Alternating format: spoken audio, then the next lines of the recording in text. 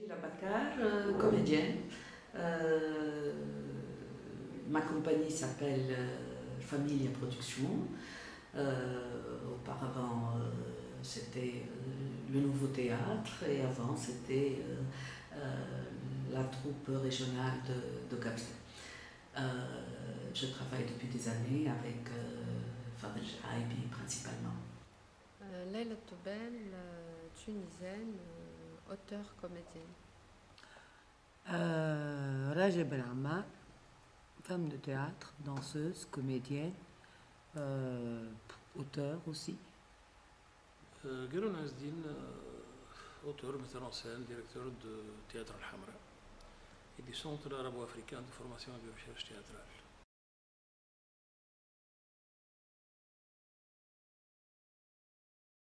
Pour nous, le théâtre et les arts en général, s'ils ne s'intègrent pas dans leur environnement, s'il n'y a pas cette dialectique entre artistes et citoyens, il y a quelque chose qui manque. Donc à chaque fois qu'il y a crise ou qu'il y a problème, qu'il y a ou simplement le quotidien de ces peuples-là ou de ce peuple-là. Donc l'art et les arts sont là pour aider à voir un peu plus clair, aider à s'exprimer. Exprimer, c'est à travers eux que aussi le citoyen s'exprime, c'est à travers le théâtre principalement et le cinéma aussi, que son image, qu'il peut voir son image. Si le théâtre et les gens du théâtre sont proches de ces problématiques-là, forcément il y a cette dialectique et forcément le théâtre aide à faire avancer toutes ces problématiques. Le mot de tolérance aujourd'hui devient un petit peu un cheval de bataille, mais qui n'a plus aucun sens. Du moment où il faut arrêter de demander, de parler de la tolérance aux tolérants, parce qu'ils sont tolérants déjà, le problème c'est comment inviter ceux qui ne le sont pas à devenir tolérants. Aujourd'hui on parle beaucoup justement, mais il y a un fait, comment est-ce qu'on peut être nous-mêmes tolérants face à ceux qui ne le sont pas envers nous. C'est un terme qui est vraiment usé, qui devient quelque chose de politique aussi, qui rentre dans une dynamique politique et qui a perdu son vrai sens. Parce que déjà le fait de commencer par dire on est tolérant par rapport à celui qui est différent, donc qui est différent de qui, différent par rapport à qui a tort, qui a raison. Donc déjà, mettre le mot tolérance dans le contexte actuel, si on parle de la Tunisie d'aujourd'hui, c'est encore une fois glisser sur un faux débat, parce que la question, elle est beaucoup plus profonde que d'être tolérant. C'est un combat pour des valeurs qui sont différentes et qui n'ont pas besoin de tolérance, qui a besoin d'une lutte et d'une résistance. Par rapport au développement de la conscience, aujourd'hui on pense surtout à cette conscience citoyenne et nous en tant qu'artistes on s'inscrit justement dans cette conscience qui appelle d'une manière urgente et pressante à ce que cette Tunisie soit préservée de tout ce qui peut bafouer sa révolution. Donc cette conscience collective, cette conscience citoyenne, nous en tant qu'artistes, nous investissons toute notre énergie en tant que citoyens tout d'abord, mais en tant qu'artistes aussi, pour dire que nous sommes une partie de ce peuple qui essaye de construire un pays qui est en quête encore de liberté et de démocratie. Le rôle du théâtre et le rôle de toutes les expressions. On parle du théâtre, mais petit à petit, on n'est plus tellement dans le théâtre. On est un peu dans le spectacle vivant. Et on n'a qu'à voir maintenant ce qui se passe. Il y a toute une génération qui propose un théâtre différent et qui se donne comme nom des artivistes, pas des activistes, mais un peu, hein, où l'opération, où l'action est très très importante. Bourguiba avait une vision de la culture très claire. Il disait la culture c'est mon affaire. Et il a quadrillé le pays partout, dans les moindres petits villages. On avait la maison de culture, maison de jeunes et maison du peuple. Ben Ali a eu une autre position. Ben Ali a dit ah oui, vous êtes la fine fleur du pays, on est très fiers de vous, vous êtes extraordinaire. D'ailleurs au départ, dans les premières années, il a donné beaucoup de prix, mais vous savez pas gérer la culture, et c'est connu partout que les artistes c'est des gens qui ne savent même pas compter. Et il a ouvert les arts, lui il dit la culture, les arts et les spectacles à sa famille. On se retrouve avec l'omnipotence de gens qui ont de l'argent, qui créent un discours, qui créent une image, et ça a été très très grave, et ça nous a enfermés, ça a fait que nous n'avions plus prise sur le public. La culture, je pense, moi, et c'est pas et la preuve, je pense que notre culture, notre révolution, maintenant on veut dire révolution, soulèvement, moi je pense que c'est une révolution malgré tout, je pense qu'elle a été essentiellement esthétique, essentiellement culturelle, elle est encore à faire, mais les gens ont réagi avec des valeurs culturelles différentes. À Sidi Bouzid, quand il passait la nuit à taper et à casser de la pierre sur la tête des flics, le lendemain matin, ils se lèvent et ils nettoient. Ils prennent, j'ai vu des femmes, on avait des vidéos de femmes qui se réveillaient le matin, qui tournaient et qui essayaient de ramasser un peu d'argent pour faire une stèle. Les gens pensaient à l'image, à la reproduction. Et puis, il ne faut jamais oublier cette magnifique phrase complète, absolument géniale. Al-Sha'b yurid isqat nizam. Une phrase belle, intelligente, je ne sais pas qui l'a créée. Cet anonymous tunisien, et ce mot qui a un peu circulé. Le 14 janvier était absolument magnifique d'expression de la différence esthétique, essentiellement esthétique. Les gens s'organisaient, étaient organisés. Après, les gens partaient avec leurs enfants dans la rue, mettaient des fleurs, s'adressaient au canon en leur proposant des fleurs. Le rôle du théâtre, essentiellement, est un rôle important. La culture, d'une manière générale, elle est aussi déterminante dans l'évolution d'une société. Mais je vais me contenter surtout du théâtre et prenons l'exemple tunisien. Vous savez que sous le colonialisme, le théâtre tunisien, à cette époque-là, il a joué un rôle important pour la libération de la nation. Et après l'indépendance, après 1956, et surtout à partir des années 60, il y a eu un élan très important concernant l'activité théâtrale en Tunisie, en faisant entrer surtout le théâtre scolaire dans les lycées et le théâtre universitaire dans les universités. Et là, à partir des années 60, le théâtre a joué un rôle très déterminant pour la conscience du peuple tunisien ou du citoyen tunisien. C'est pourquoi je crois qu'au début de ce 21e siècle, et la révolution tunisienne, c'est-à-dire de décembre, même avant, depuis 2008 en tout cas, a été déclenchée dans le bassin minier d'Ordeïf, jusqu'au 14 janvier, tout ça était préparé sur des décennies. Je parle d'une période de conscience, essentiellement, puisque c'est la question. Pendant des décennies. Donc le rôle est important, il est un rôle historique, civilisationnel. Alors pour la deuxième partie de la question concernant le théâtre et la tolérance, c'est ça. Ben, je crois que l'art, d'une manière générale, est un appel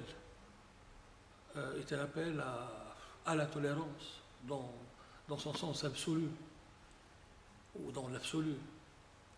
Mais disons que s'il y a appel à la tolérance, c'est qu'il y a quelque chose qui ne va pas. Je crois qu'il vaut mieux poser la question autrement et travailler pour que les gens s'acceptent avec leurs différences, entre guillemets. Même moi, accepter l'autre en étant différent me dérange un peu. Parce que c'est quoi être différent?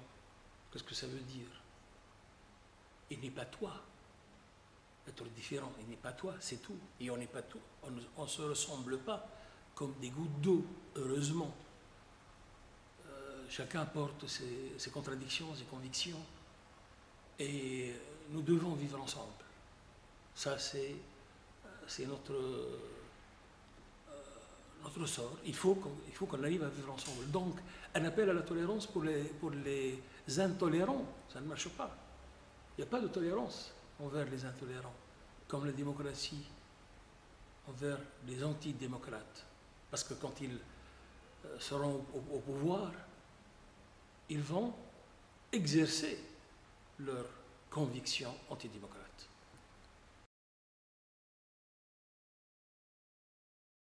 Le 25 mars, certainement, vous en avez parlé, et cette manifestation qui se voulait une manifestation de tolérance, parce que vous savez que le 27 mars, la journée internationale du théâtre, et ce texte qui est lu chaque année dans tous les théâtres du monde par un homme ou une femme de théâtre, le thème principal, si vous voulez, de cette lettre qui est lue, c'est la tolérance, c'est l'acceptation de l'autre. Et s'il y a problème aujourd'hui en Tunisie, c'est cette ça, c'est-à-dire cette manière de vouloir exclure l'autre de mon territoire.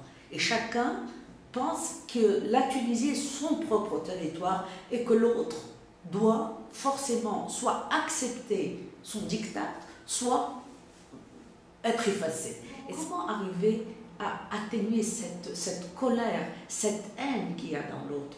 C'est dans un programme, pour moi, quand on parle de programme culturel, on pense toujours à l'animation culturelle, mais c'est un programme beaucoup plus large. Le théâtre n'est qu'un élément dans tout ça. C'est-à-dire comment introduire tous les arts et cette culture justement de la tolérance dès les premières années des jardins d'enfants, dans les écoles, dans les lycées, les collèges, les universités. Comment faire participer les artistes à la promotion de l'idée de l'acceptation d'être ouvert vers la culture d'abord et les arts du pays, mais aussi vers les arts vers le monde en général, vers le patrimoine mondial. Donc ça, c'est une responsabilité qui me semble une responsabilité collective. Je ne pense pas qu'il y a des solutions comme ça toutes faites. En plus, il y a une situation particulière. Moi, je pense, et si on s'adresse aussi à des personnes qui écoutent des Tunisiens qui parlent, moi, je pense que la vie haletante aujourd'hui, le rythme vertigineux des événements, tout ce qui s'est passé depuis le mois de décembre 2010 jusqu'à aujourd'hui, avril 2012, ne nous laisse pas figer un peu dans des solutions toutes faites, dans des recettes toutes faites, ou dans une vérité quelconque. Donc aujourd'hui, il n'y a pas de solution. Aujourd'hui, il y a une une remise en question au quotidien. Aujourd'hui, il y a des questions, au contraire, qui se posent et pas des solutions. Parce que si on trouve la solution, c'est qu'on a résolu les problèmes. Alors qu'aujourd'hui, c'est se poser des questions par rapport à des problèmes existants. Donc aujourd'hui, nous vivons un peu un rythme d'abord accéléré, un rythme qui nous dépasse. Des fois, nous sommes en train de courir à la vitesse de cette révolution. Et je ne pense pas, moi, du moins de ma part, je ne pense pas qu'il y ait aujourd'hui des solutions toutes faites. Nous sommes en train de réfléchir à ce qui peut être possible aujourd'hui, parce que la question qui se pose aujourd'hui, qu'est-ce qui est possible de faire et après, comment le faire? Et donc, les questions, nous sommes plutôt dans des interrogations que dans des solutions aujourd'hui, pour ne pas être pressés de trouver ou d'essayer d'être dans un confort, de trouver des solutions pour qu'après, il s'avère que ce n'est pas ça et qu'on est passé à côté de quelque chose. Puisque le cas, c'est la société tunisienne. Et après cette grande secousse, c'est pas ce tremblement vraiment social, on est encore à la remise en question de pas mal de choses. De pas mal de choses, et on est à la découverte de notre société. Vous savez que une bonne partie des intellectuels et des hommes de culture, surtout tunisiens, étaient coupés de leur société et de la réalité de leur société. Et après le 14 janvier, c'est la surprise générale. C'est la surprise générale parce que, franchement, vraiment, on découvre, et on est, en tout cas, il y avait des découvertes aussi malheureuses, tristes, parce qu'on croyait que, on parlait tout à l'heure du rôle du théâtre et de la culture pour développer une certaine conscience. Je crois que, et c'est avéré que ce rôle n'a pas été joué jusqu'au fond de la question. C'est pourquoi nous découvrons cette société, et c'est pourquoi nous cherchons maintenant à poser des questions pour trouver peut-être des solutions d'ici là. Mais le travail est de longue haleine. Le travail est très long encore devant nous. La polarisation, la montée des extrémismes de tous bords menace notre société, menace notre vie sociale et notre activité, notre vie de citoyen et notre vie d'artiste. Donc on est en pleine gestation, on est en pleine crise, vraiment en pleine crise. On est dans une sorte de croisée de chemin. Donc il faut choisir le bon chemin, le bon entre guillemets, celui qui nous convient le plus, c'est-à-dire celui de la démocratie, celui des libertés, celui des libertés individuelles. Moi, je pense qu'il est très très important par rapport à la vision de la culture de Bourguiba, par rapport à la vision de Ben Ali et de son groupe mafieux. Je pense qu'il est très très important. Et je ne vois pas de proposition culturelle à part l'endoctrinement et l'installation de la peur de Nahda et des salafistes. Avoir constitué des enfants dans les premières classes, pas par des textes, pas par un endoctrinement, mais par la connaissance de soi, la définition de soi et de l'autre. Et apprendre à vivre dans une collectivité, dans un danger réel, pas dans des idées comme ça. Je pense qu'il est très très important d'enseigner la danse, parce que c'est une connaissance du corps, parce que faire de la danse, c'est arriver à comprendre le parfait alignement de tes os, les contrôler, savoir, c'est reconnaître les règles physiques de la nature, c'est-à-dire qu'on est, qu'on le veuille ou pas, irrémédiablement attiré vers le sol, et que si on veut voler, on doit compter avec cette attraction, comprendre ce que c'est l'espace, s'inscrire dans l'espace, c'est très très important. Je pense qu'il est très très important de se battre pour ça, et je pense qu'au lycée, il faut commencer à écrire et à dire et à regarder le cinéma et à discuter des films et à dessiner et à commencer à parler et à s'adresser.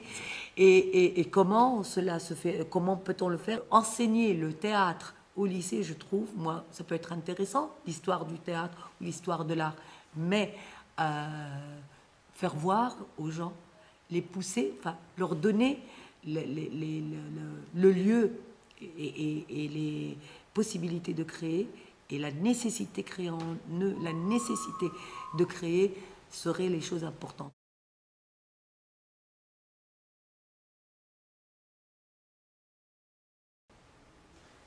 Écoutez, nous, on a, depuis une vingtaine d'années, on n'arrête pas de tourner à l'étranger. Nous avons visité nous avons joué dans des théâtres, de très grands théâtres, dans de très grands festivals, comme le Festival d'Avignon, ou dans des théâtres comme l'Odéon en France, à Paris, ou le Piccolo Théâtre à Milan, ou à Berlin et tout. Donc nous avons tourné, nous sommes allés jusqu'au Japon, aux États-Unis, en Argentine. Et à chaque fois qu'un artiste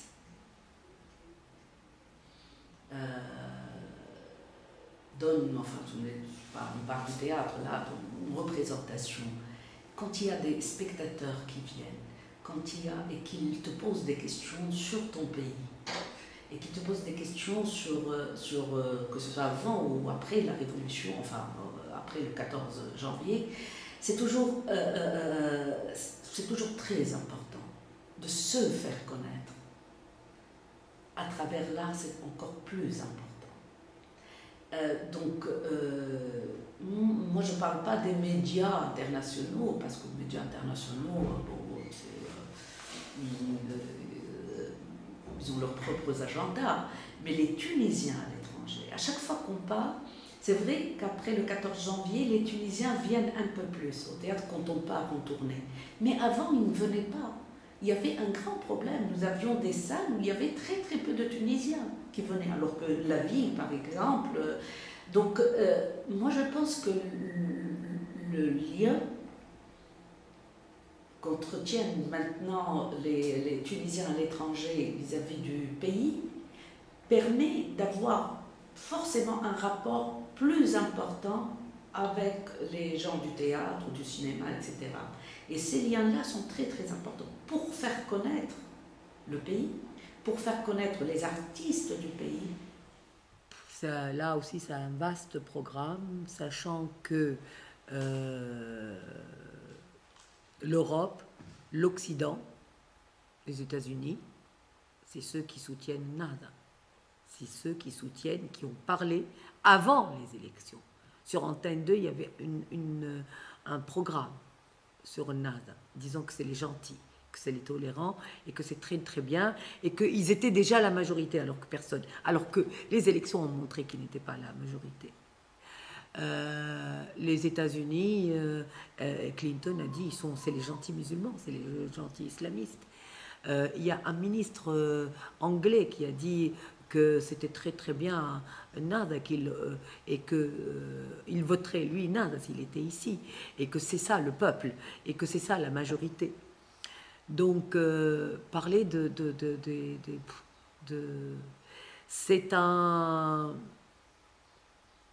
c'est des réseaux de pouvoir et d'intérêt qui ont soutenu Ben Ali, qui continuent. Il y a une femme ici qui fait de la danse et qui a fait là un des festivals, le premier festival de danse en Tunisie, et qui est une école de cinéma et le festival du Doc, qui avait tout, et qui était réellement le porte-voix. Et d'ailleurs, elle prenait un porte-voix quand elle faisait son festival et parlait dans l'avenue en disant que notre pays est jeune et qu'il est extraordinaire et que notre gouvernement est ouvert et tolérant et qu'il était une forteresse contre les islamistes. Cette femme-là faisait le programme et travaillait pour le Palais, avait une association en France dont le président d'honneur était Frédéric Mitterrand. Cette femme continue à travailler. Cette femme a fait un festival alors que la danse n'a aucune loi, n'a aucun statut, que les danseurs et les chorégraphes sont des parias et qu'ils partent tous à l'étranger pour essayer de travailler. Cette femme-là existe encore, travaille avec l'Institut français de coopération et a toujours le même monsieur qui la soutient. Donc de quoi on parle? Les médias, il faut voir, il faut savoir, je ne sais pas. Les festivals sont... après la Révolution, il y a eu une petite ouverture comme ça vers les gens, mais c'est toujours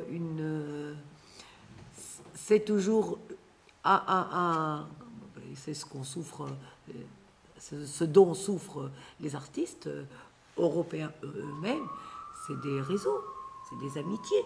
Si la Tunisie est à la mode, on continue, je veux dire, c'est très bien, c'est tant mieux, mais ils ne vont pas chercher ailleurs, mais ils ne vont pas travailler avec des jeunes qui sont là. Non, ils écoutent, ils viennent, ils font des interviews parce que ça coûte beaucoup moins cher. Par exemple, vous avez les journées de la Tunisie nouvelle. Est-ce qu'il y a une compagnie de théâtre? Non. Vous voyez? Donc, parler, oui, c'est bien parce que ça coûte moins cher, parce qu'on peut le faire. Je le fais, moi, parce que je pense qu'il est très important pour mon pays, pas pour moi, et parce que j'ai des choses à dire dans ce sens aussi, que ça continue, que ça peut faire l'affaire d'actualité, parce que c'est dans l'actualité maintenant, et qu'après, les jeux seront faits, et chacun prendra sa place, et on aura suivi le moins cher, d'une manière la moins chère possible, c'est tout. On en parle, et puis c'est tout. Bon, envers les médias qui rapportent ce qui se passe chez nous d'une manière objective, peut-être aussi avec un brin de subjectivité objective, pourquoi pas. Je n'ai rien contre la subjectivité objective. Et je crois que ça s'arrête là. Bien sûr, appuyer la démocratie en Tunisie ou appuyer les libertés, c'est aussi important. Un apport peut être déterminant pour l'évolution de cette société. Pas d'ingérence. Je suis farouchement contre les ingérences étrangères de tous bords. On peut émettre un avis, ça s'arrête là, mais pas de conseil. Pour nous, concitoyens qui vivent à l'étranger, je sais qu'ils vivent aussi plus ou moins relativement les mêmes problèmes que chez nous. Mais je crois qu'ils doivent aussi bouger là. Ils sont aussi concernés que nous pour que notre société change et pour qu'on ne change pas dans le mauvais sens, c'est-à-dire dans l'obscurantisme ou dans l'extrémisme. Il faut qu'ils nous aident en quelque sorte pour que nous arrivions à réaliser ce saut vers les libertés et la démocratie.